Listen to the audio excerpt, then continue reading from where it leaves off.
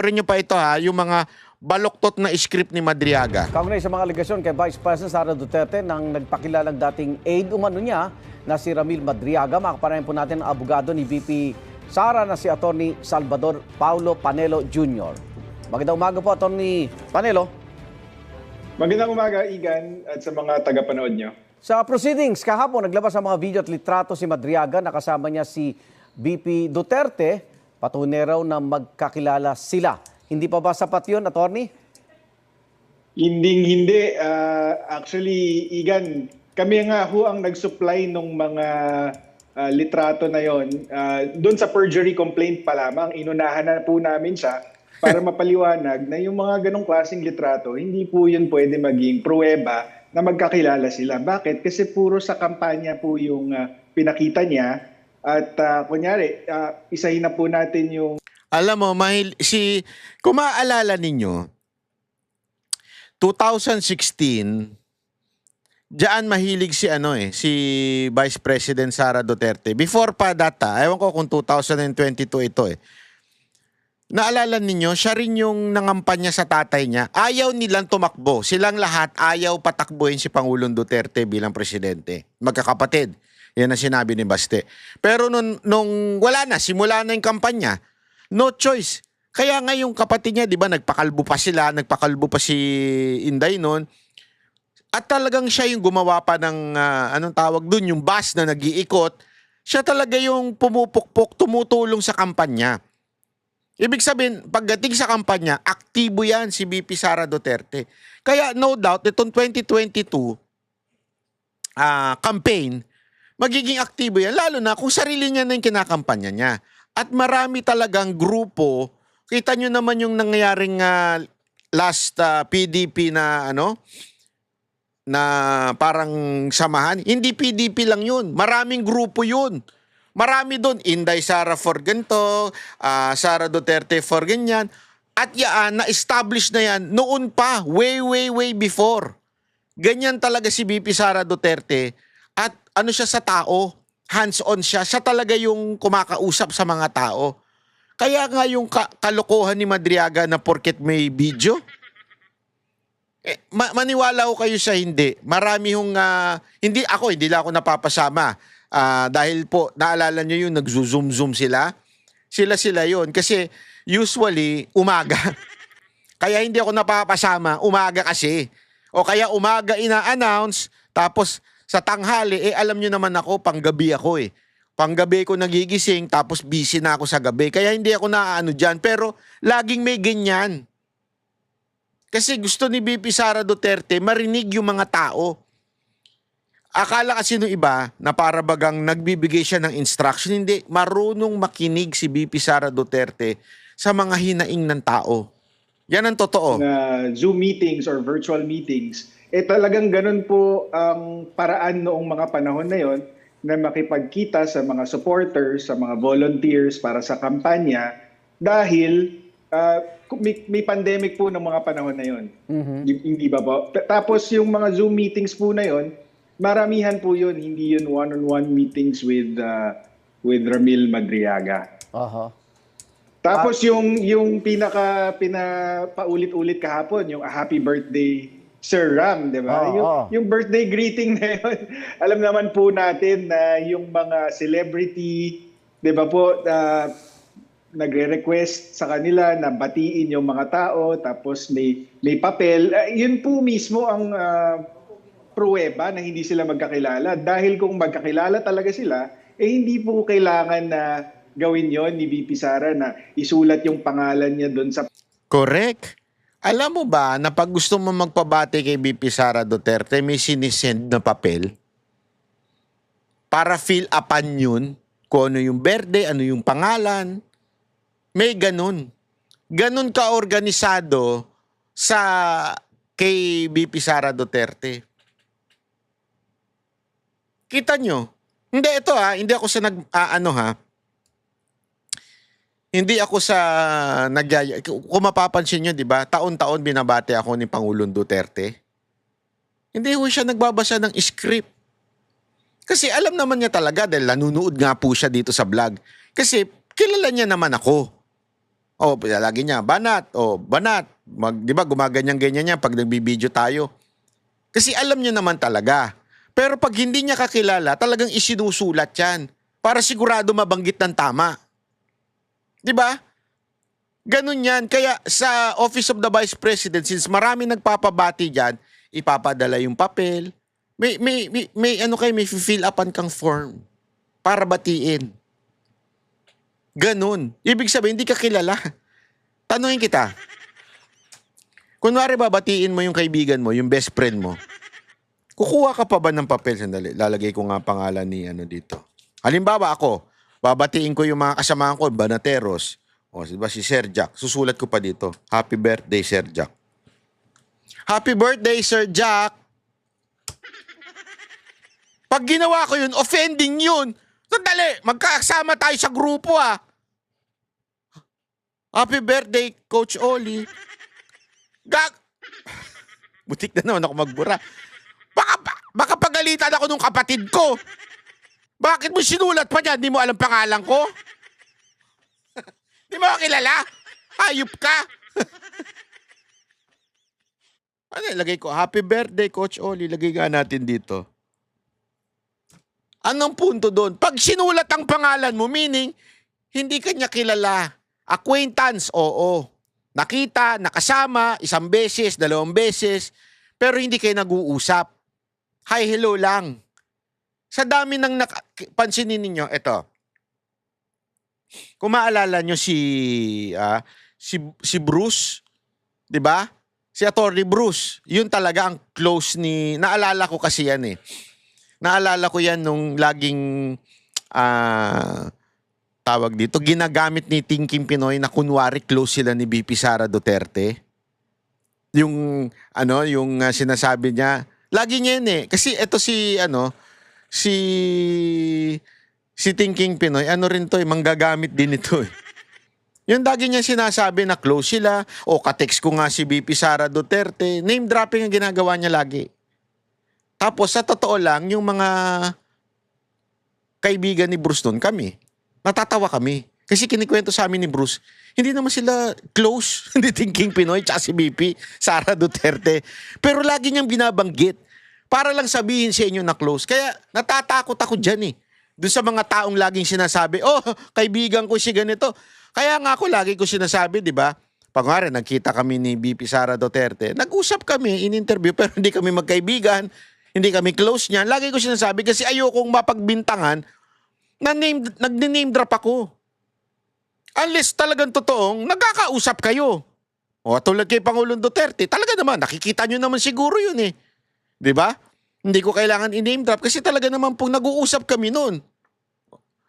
Every time na nagkikita kami noon, nagtatanong, nangangamusta siya tungkol sa mga social media. Totoong nag-uusap kami noon. Pero si VP Sara Duterte, hindi porket na-interview ko, abay ganun na kami. Wala ko sinabing ganun. O kaya si Baste, hindi ko sasabing, si Baste, ano ko yan? Best friend ko yan. Kainuman ko yan. Hindi ko gaganunin. Bakit? Hindi naman magkakilala kami. Oo. Pero hindi ko masasabing best friend kami o close kami niyan. At hindi ko gagawin yun. Kasi sa totoo lang, naiirita ako sa ganyan Yung name dropping. Ugali natin mga Pilipino pag nahuli tayo. Kaya sandali, tatawagan ko si General o tatawagan ko si Mayor. Kahit isang beses lang kayo nagkakilala ni Mayor. Nagkita lang kayo ni General, di ka niya nga maalala, tas tatawagan mo. Anak ka ng tutsa. Tama, mali. Ang dami ganyan tayo mga Pilipino Yung mahilig sa name drop. Di ba? Eto, binati ka lang. Hindi, close kami yan. Close kami yan.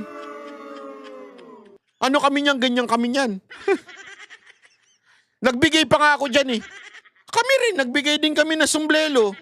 Ibig sabihin, close na kami ni VP Sara Duterte dahil nagbigay ako ng sombrero sa kanya. Hindi ko pwede i-claim na ganun. Ang kapal ng mukha ko. At alam nyo, ayun na ayun namin. Ako, ayun na ayoko yan talaga. Yung mag-feeling na close. Minsan lang kayo nagkita, minsan lang kayo nagsama, close na. Ang kapal ng mukha mo.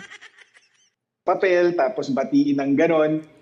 In fact, bago pa man lumabas yan, kahapon, nakita na natin yan sa social media at nakausap na po natin mismo yung tao sa opisina ni VP Sara na kumukuha ng mga birthday greeting na yon, yung nag-shoot mismo ng video at papatunayan niya sa isang testimonya na ginagawa lang ni VP Sara yon sa mga taong hindi niya kilala. Okay.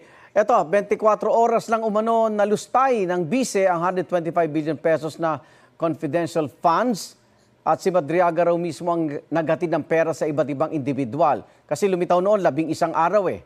Anong reaksyon dito? Considering the source, which is Ramil Madriaga, tingin po natin kasinungalingan lahat yan. Kasi wala naman po talaga siyang involvement at all dun sa confidential funds or kahit anumang in any capacity. Hindi naman siya nagsilbi bilang trabahante ni VP Sara. So kasinungalingan po niya, po lahat yan. Ang gusto ko po iparating sa mga kababayan natin ay yung mga mabibigat na alegasyon niya laban kay VP Sara, pati na rin kay Pangulong Duterte, ang problema sa kanya, wala siyang ebidensya. Diba? Yung mga delivery umano, puro cash. So wala siyang pruweba. Kahit picture, wala. Yung mga instructions, puro verbal or over the phone. Grabe nga eh. Isipin mo.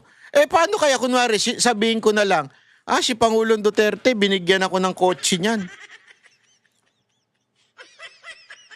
O si Pangulong Duterte, binigyan ako ng mansion niyan. Kaninong pangalan? Sa pangalan ko. Kasi ayaw niya ipangalan sa sarili niya. Can you say that is an evidence? How stupid you are if you say that's an evidence. Diba? Kailangan meron kang supporting evidence na magpapatunay na talagang ibinigay sa'yo yan. Video na itinutur ka, video na talagang inabot sa'yo, yung susi. Hindi pa pwedeng, hindi, binigay sa akin yan. Paano kunwari sabihin ko na lang, kunwari, halimbawa lang naman, pangarap ko, bumili ng Tesla. Binigay sa akin ni Elon Musk to. Kaya nga ako may Tesla eh. Hindi ba kanya yan? O binigay niya sa akin yan. O sino yung mga kababayan natin dyan na may Tesla, lalo na sa Amerika? Sabihin ninyo, binigay sa inyo ni Elon Musk. Prepaid phone pa ang gamit, so hindi ma-verify. So, ibig sabihin, hindi niya mapapatunayan. At convenient para sa mga sinungaling na wala naman talagang ebidensya. Ngayon, Igan, baka sabihin, illegal na activity yan, kaya sinadya na hindi matetrace. Okay. Diba?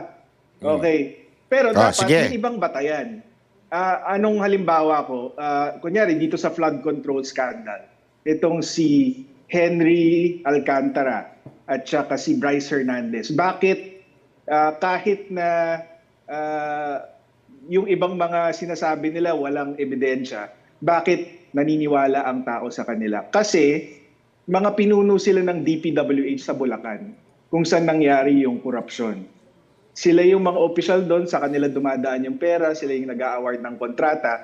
So meron silang personality at impormasyon para sabihin yung mga yon. Pero si Madriaga, hindi naman po siya konektado kay Vice President Sara eh. Outsider po siya. Ang pruweba niya lang na magkakilala sila, itong mga picture sa kampanya at itong birthday greeting na hindi po nagpapatunay na nagtatrabaho siya in a sensitive capacity for the Vice President. Kaya wala pong katuturan yung testimonya niya kahapon. Kahit sabi niya na siya nag-dispose ng 125 million pesos. Opo, dahil kasinungalingan po yun, 100%. Okay, kung hindi siya pinilit, no? O kaya may kapalit itong kanyang testimonya, ano nakikita niyong motibo ni Madriaga laban kay Vice Sara Duterte? Actually, dun sa perjury complaint, Igan, na napakita na natin yung motibo niya. Okay. Sa isang Facebook Messenger message na pinadala ni Madriaga to Lieutenant Colonel Dennis Nolasco, sinabi niya doon na magiging state witness daw siya at yun ang magiging vehicle niya para makalabas ng kulungan. So si Madriaga mismo nagsabi niyan. 'Di ba? Nung kinukumbinsi niya si Nolasco daw. Kasi nga daw magiging state witness. So galing mismo kay Madriaga yung word na yon. So therefore I conclude. Sabi nga nito ni Panelo, ni Attorney Paulo Panelo, that's the very reason why Madriaga is doing these things o kaya saying these lies para siya ay maabsuelto sa kanyang kasalanan. Alam na natin. Yun lang pala yun. So sinasabi niya doon sa text message na, Colonel Nolasco, sabihin mo na lang, bumaliktad ka, sabihin mo na lang na sa akin mo binigay yung confidential funds at ako na lang magpapaliwanag kung saan ko dinala. Kasi ako, hindi naman ako makukulong kasi magsi-state witness ako. So yun po ang motibo para makalabas po ng kulungan. Okay. Maraming tatanong. Sige po. Igan, hindi niya sinagot yun Hindi niya sinagot yun kahapon sa testimonya niya. Hindi niya rin yun sinagot sa counter affidavit niya na natanggap din namin kahapon doon sa perjury complaint. Okay. Eto, ba't hindi dumalong personal si BP Sara para harapin niyang personal itong si Madriaga? Unang-una po, hindi po kinakailangan dahil si Ramil Madriaga na po mismo mag-isa ang sumira sa kredibilidad niya. Dahil yun nga, wala siyang mapakitang ebidensya, puro laway lang ang puhunan niya. Pangalawa, kung napansin niyo kahapon, nagmoro-moro yung mga miyembro ng House Justice Committee na kesyo hindi daw pwede mag-probing questions. Paano po mako-confront si Madriaga? So, ibig sabihin, kung nag-attend man si VP Sara para kumpontrahin tong si Madriaga, tanungin at palabasin na nagsisinungaling siya, hindi rin siya makakapagtanong. So sa madaling salita, nonsense kung darating pa si VP Sara Duterte. Hindi katulad ng sinasabi ng mga bayarang media at saka mga bayarang vlogger ng palasyo na takot daw si VP Sara Duterte. Mga tanga. Walang sense kasi bawal naman tanungin si Madriaga. Bawal tanungin yung iba pang resource person na ihaharap nila. Again, this has nothing to do with the impeachment. Wala ho masasaysay itong ginagawa ng Kamara. Walang saysay. Kasi alam natin, luto na yan eh. Alam mo, maniwala kayo sa hindi. Itong turo sa akin sa negosasyon. Nakalimutan ko na sinong mentor ko ang nagturo sa akin ito eh. Don't negotiate with the person na sarado na isip. Bakit kapag makikipag-negotiate, makikipagtalo ka pa doon sa taong sarado na isip? You're just wasting your time and wasting your money. Why? Time is money. Ibig sabihin nun, yung oras mong yon, pera yan eh. Kung ano man pinag-aksean mo, pera katumbas niyan. So wag mo nang i-waste yung time mo sa taong hindi mo na mababago isip. Talagang yan na yan. Fix na utak niyan. Ganyan na talaga yan. Pagdating sa negosasyon. Ganito rin dito. Pag ang isang grupo, etong Kamara, fix naman na utak sa kanila eh. Now we want to impeach VP Sara Duterte. We will bring that to the plenary and hopefully to the Senate. Fix na sila. Bakit ka pa pupunta dyan? Useless piece of tae. Di ba? Useless.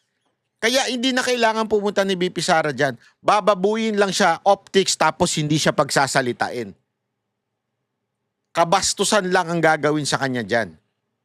Kaya tama yung desisyon ni VP Sara Duterte. Kasi kahit mismo yung mga tanong ng mga House Justice Committee members, hindi pinayagan ni Chairperson Luistro. Okay. So, wala pong punto. Attorney Panelo, yung waiver, hindi ba kayo nababahala doon sa bank account ni Madriaga? Walang katuturan kasi sabi niya ginawa daw siyang dummy ni PRRD. Tapos yung accounts daw nasa pangalan niya. So kapag nag-sign siya ng waiver, anong mapapatunayan nun? Ang mapapatunayan lang is yung bank accounts nasa pangalan niya at kung anong laman ng account. Hindi yun mapapatunayan na kay PRRD galing yung pera. 'Di ba? Tama. Kaya katawa-tawa eh. It was a spectacle, it was a performance na Alam mo yung mga ginagawa ni Sak sa Kamara? Sa totoo lang, it won't stand sa court. Sa totoo lang it won't. Wala talaga. Kaya mga kababayan, habang tumatagal, lalong lumilinaw na hindi lang mahina ang script ni Madriaga. Mukhang sarili niyang kampo pa ang sumisira sa kanyang istorya. Dahil kung mismong Malacanang at si Marcos mismo ay tinatanggi ang aligasyon niya, paano ngayon maniniwala ang taong bayan sa isang kwentong hindi magkakatugma kahit sa hanay mismo nila o sa kampo mismo nila? Kaya malinaw, hindi ito usapin ng katotohanan, kundi usapin ng desperasyon at palusot. Kaya kayo, ano masasabi ninyo? Sa tingin nyo ba na booking na si Madriaga o mas malalim pang baho ang mailalantad? I-comment nyo sa baba at huwag kalimutan i-like at share at i-subscribe ang Banat Bay channel. Dahil dito, pag tama, palakpakan. Pag mali, banatan. Ako po si Banat Bay. Kami ang boses ng masa, hindi natatakot. Katotohanan lang, di kami nalulunod. Walang bahid ng sismis, lahat ay totoo. Kahit sino ka pa, pag mali ka babanatan ka. Walang pinipili kulay, wala kaming kinikilingan. Basta para sa bayan, kami lalaban. Pag tama palakpakan, pag mali banatan. Di matitinag, di matatakot, para sa bayan tuloy ang sigaw. Sa harap ng kamera, walang halong takot. Mga baluktot, lahat kayo'y tutumba. Ang hustisya at totoo, yun lang ang mahalaga. Kahit sinong harang, di kami matitinag. Walang pinipiling kulay, wala kaming kinikilingan. Basta para sa bayan, kami lalaban. Pag tama palakpakan, pag mali banatan. Di matitinag, di matatakot, para sa bayan tuloy ang sigaw.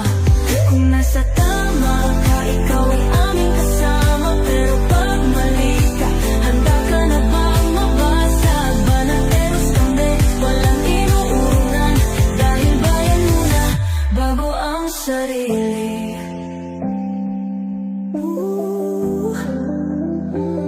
Bago ang sarili.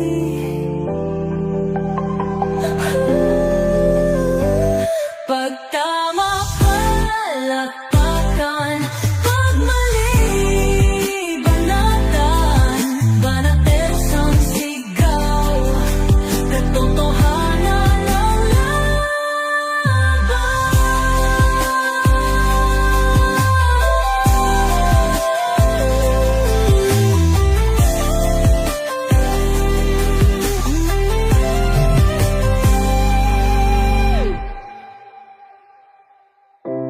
Sa harap ng